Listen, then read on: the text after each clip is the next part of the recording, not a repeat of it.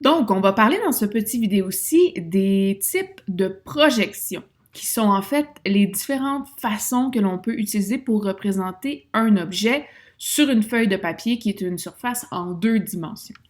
Donc, il existe deux grandes catégories de projections, les projections orthogonales et les projections obliques.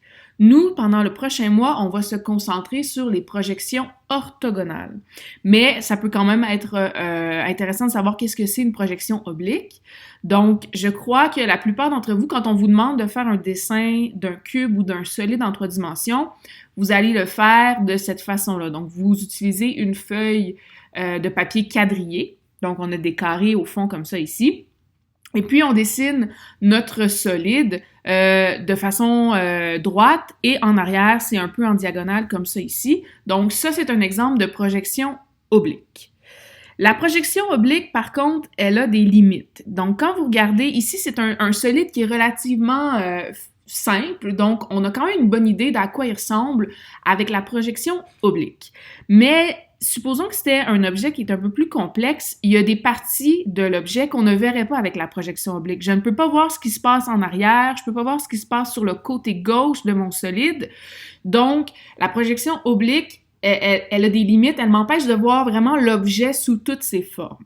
C'est pour ça qu'il y a un autre type de projection qui est la projection orthogonale, dans laquelle on a deux sous-types, la projection à vue multiple et la projection isométrique. Et c'est ce que vous aurez à faire dans le prochain mois. Vous aurez des dessins de projection à vue multiple et des dessins de projection isométrique à faire. Donc, les projections orthogonales, commençons avec la projection isométrique. Donc, la projection isométrique nous permet de voir les trois axes, en fait, de notre solide. Donc, dans le fond, on prend notre perspective, notre projection oblique et on va tourner notre solide de sorte à ce qu'il apparaisse de cette façon-là, comme ça, ici. Donc, on a l'arête principale qui va être vraiment en plein milieu. C'est tout simplement si on avait pris notre bloc et qu'on lui avait fait une petite rotation et il est donc orienté avec des angles de 120 degrés. Pour faire les projections orthogonales, on a besoin d'utiliser du papier isométrique. Donc, le papier isométrique, voyez-vous, on l'a ici. C'est pas du papier quadrillé. Le papier isométrique, c'est un papier sur lequel on retrouve des lignes verticales comme ça ici. Et ensuite, on a des lignes obliques, donc des lignes en diagonale qui sont parallèles entre elles et qui sont orientées selon un angle de 30 degrés par rapport à l'horizontale. Et ça nous permet, en utilisant ce papier-là, de faire une projection orthogonale, une projection isométrique, comme ce qui est le cas ici. Donc, si je compare mon solide ici, où, je le voyais de façon relativement simple. Avec la projection isométrique, j'ai été capable de le tourner et là, j'ai un petit peu plus de détails. Je vois mieux ce qui se passe, entre autres, au niveau de la hauteur. Je vois mieux ce qui se passe du côté droit, du côté gauche. Donc, ça permet d'aller chercher un petit peu plus de détails. Donc, on va faire un exemple ensemble, comment on peut illustrer un solide sur du papier isométrique.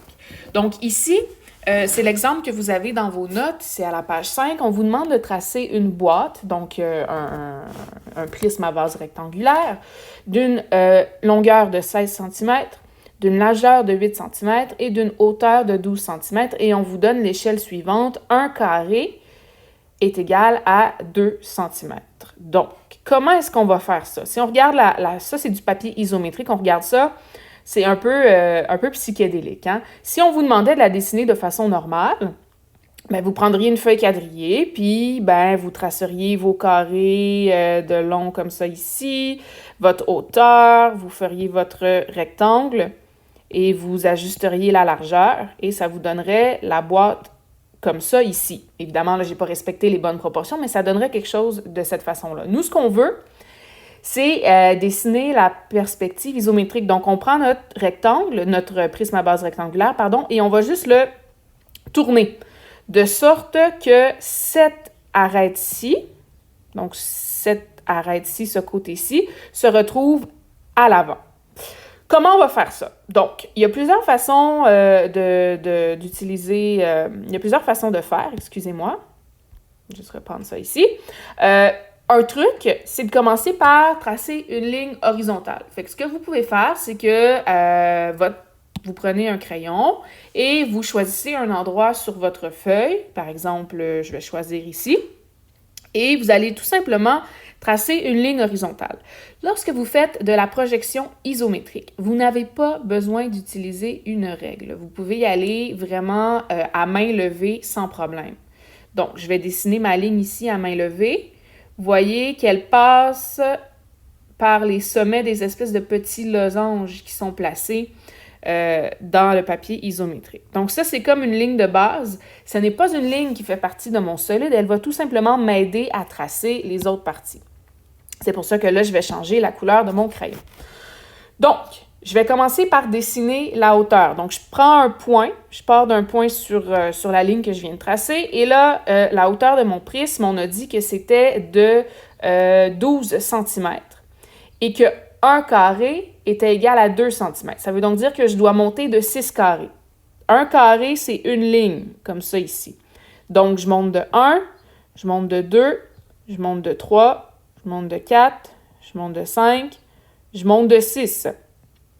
J'ai fait la hauteur de mon rectangle, de mon prisme à base rectangulaire. Pardon, je me trompe beaucoup.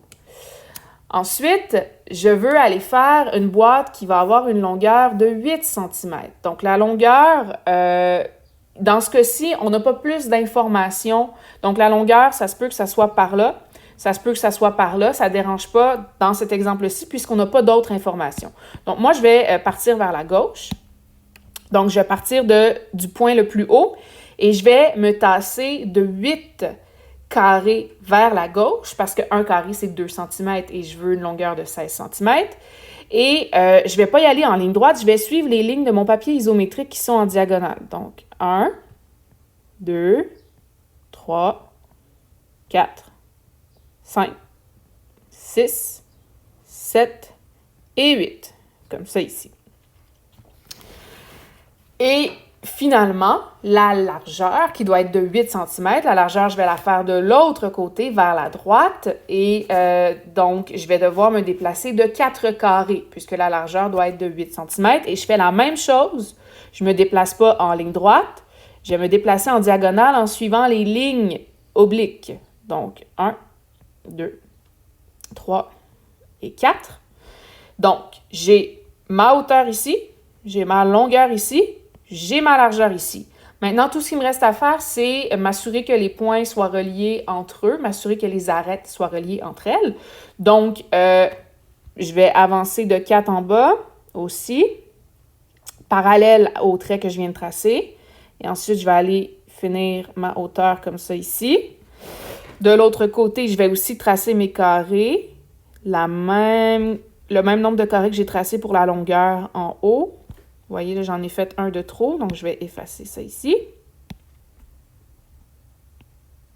Et je vais ensuite descendre ma hauteur de cette façon-là. Et ensuite, je vais aller faire le dessus de mon prisme. Donc, je vais me déplacer de 4. 1, 2, 3, 4, comme ça. Et je vais aller rejoindre mes derniers points de cette façon-là ici. Donc, je viens de tracer ma boîte rectangulaire, mon prisme rectangulaire, de façon à ce qu'il soit placé en projection isométrique, en projection orthogonale. Donc, voyez-vous que ce n'est pas du tout la même chose que ce que j'avais dessiné, de ce que j'avais dessiné ici.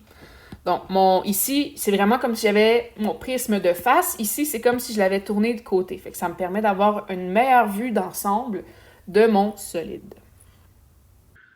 Donc, ce que je vais vous demander de faire maintenant, c'est de prendre le document Exercice projection isométrique qui est disponible sur Studio, sur PowerSchool Learning ainsi que sur Google Drive. Vous avez 4 exercices, je crois, donc 4 numéros où tout ce que vous avez à faire, c'est reproduire les solides qui vous sont montrés sur du papier isométrique. Donc là, le papier isométrique, très important, vous devriez l'importer dans Notabilité et vous en faire plusieurs copies parce qu'on va l'utiliser à plusieurs reprises dans les prochaines semaines.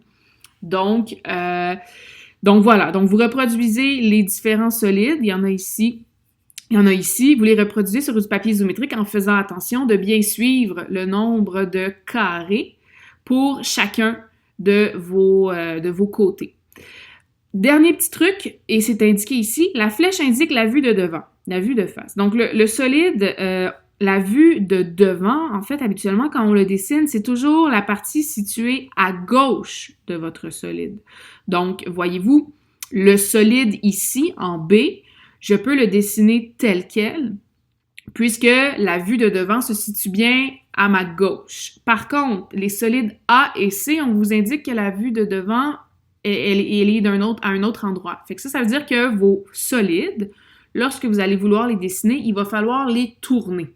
Je vais faire un exemple avec vous. Je vais faire le numéro 1A pour que vous puissiez bien comprendre comment ça fonctionne. Donc, essayons le numéro 1A ensemble. Donc, comme je vous l'expliquais tantôt, la flèche indique la vue de devant, soit la vue de face. Mais en réalité, la vue de face, elle devrait se trouver à gauche.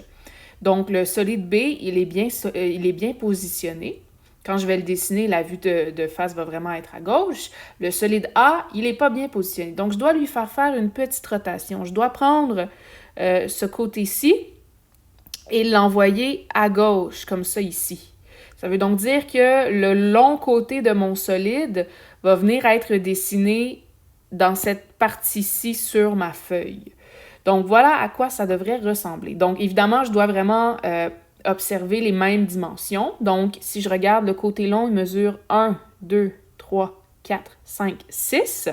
Alors, je choisis un point sur ma feuille isométrique, par exemple ici. Quand vous choisissez votre point, là, assurez-vous que vous avez assez de place pour faire le dessin. Donc, essayez le plus possible de vous mettre au centre de la feuille et de le faire plus vers le bas pour que vous ayez assez de place pour faire vos lignes. Donc, 6 à gauche. 1, 2, 3, 4, 5, 6. Comme ça ici.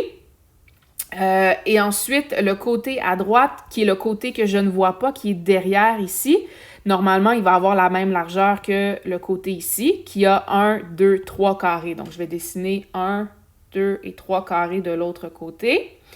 Et la hauteur de mon solide est de 1, 2, 3, 4. Alors, je vais monter 1, 2, 3, 4, comme ça ici. Et là, je vais aller terminer mon dessin. Donc, je monte la hauteur de 4 pour chacun de mes côtés. 1, 2, 3, 4. 1, 2, 3, 4, comme ça ici. Je vais venir connecter mes arêtes. Ici aussi, 1, 2, 3, comme ça ici. Donc, voyez-vous, j'ai vraiment complètement tourné mon solide. Et là, je pourrais terminer, relier les points, mais il faut faire attention parce qu'au centre de mon solide, il y a une espèce de petit dénivelé. Il y a une petite pente, en fait, un plan incliné qui est des deux côtés. Le plan incliné, à partir du haut, là, je fais 1, 2 carrés. Oups. 1 et 2 carrés. Et après ça, la pente commence à descendre de 1 carré. Donc, 1, 2 carrés. Comme ça ici. Et après ça, ça descend de 1 carré et ça va aller rejoindre donc le carré plus bas de cette façon-là, comme ça ici. Et ça remonte ensuite. On remarque que le retour est un petit peu plus long. Ici, c'était 1 carré de bas, 1 carré de large. Ici, ça semble être 2 carrés de large avec 1 carré vers le haut. Donc, mon dessin va être un petit peu différent. Donc, 2 carrés de large pour 1 carré vers le... 2 carrés de large, pardon, pour 1 carré vers le haut. Fait que ça va rejoindre à peu près à cet endroit-là. Comme ça ici. Et ensuite... Oups, j'ai fait une petite erreur. Je vais la corriger tout de suite. Donc, 2 carrés de large et 1 carré de haut. Donc, ça va venir ici, en fait. Donc, je fais ma diagonale comme ça ici. Et... je vais rejoindre comme ça le côté et je vais répéter ce schéma-là vers l'arrière de mon cube pour pouvoir avoir les mêmes proportions, les mêmes dimensions. Donc, comme ça ici. Ici, c'était juste de 1, comme ça. Et on va, encore une fois, descendre de 1. Comme ça ici. Donc, ça va m'amener ici. Et je vais remonter comme ça ici. Oups! Et là, ensuite, il me reste quelques arêtes à faire. Donc, je dois faire le dessus comme ça, le dessus comme ça ici, et le milieu qui va se rejoindre de cette façon-là, comme ça ici. Donc, j'ai réussi à faire mon cube de cette façon-là. Donc, j'ai réussi à faire mon cube. Donc, voyez-vous, c'est quand même, c'est pas évident, surtout quand on n'a jamais fait ça de sa vie. Mais ce que je voulais vous montrer par cet exercice-là, c'est que j'ai pris mon cube et que je l'ai vraiment tourné vers la gauche pour que la vue de devant soit bien la vue qui est ici, qui est affichée à votre gauche. Pour ce qui est du solide en B, vous n'aurez pas besoin de le déplacer. Il est déjà placé du bon côté. Le solide C, par contre, vous aurez lui aussi à lui faire une légère rotation vers la gauche afin de pouvoir dessiner la vue de face de ce côté-ci.